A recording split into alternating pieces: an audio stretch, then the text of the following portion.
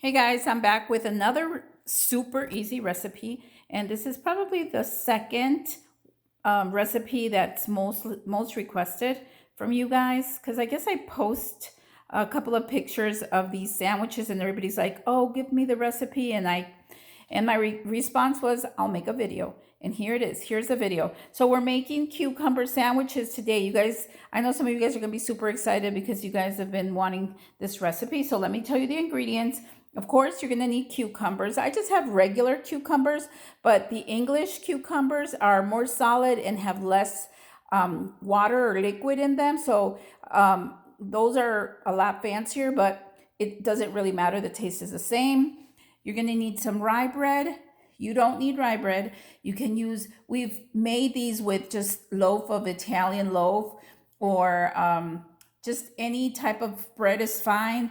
But I think we did like a little survey in one of my gatherings and everybody said the rye was better. Remember, sisters? So everybody voted for rye. You're going to need a block of cream cheese, any cream cheese. You don't have to buy the more expensive one. There's no need. A little bit of milk.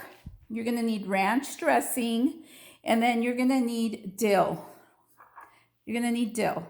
And this is how it looks. It's just kind of like, you know, something. It looks like oregano, but it's not.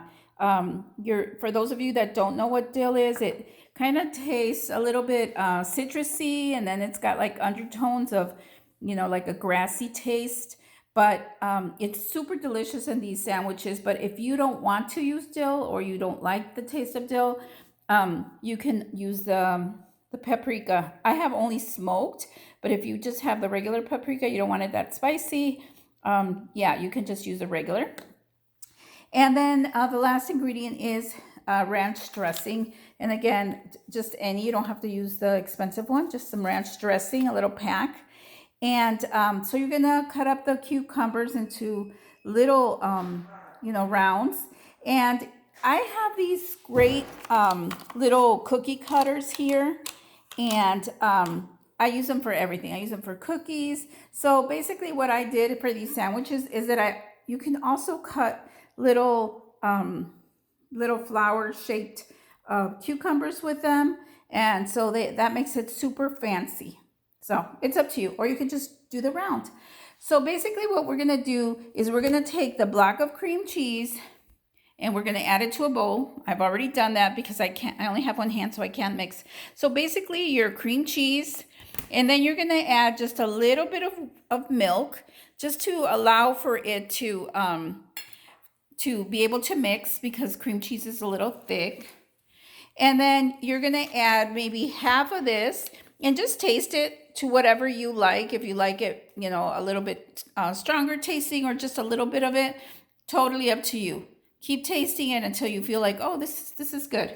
So that's it. You're gonna mix all of this in a bowl and then you're gonna cut your bread.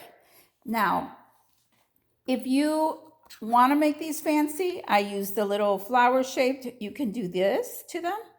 But if you're like me and you don't like to waste bread and you like to eat every part of it, you can just do like little squares like this.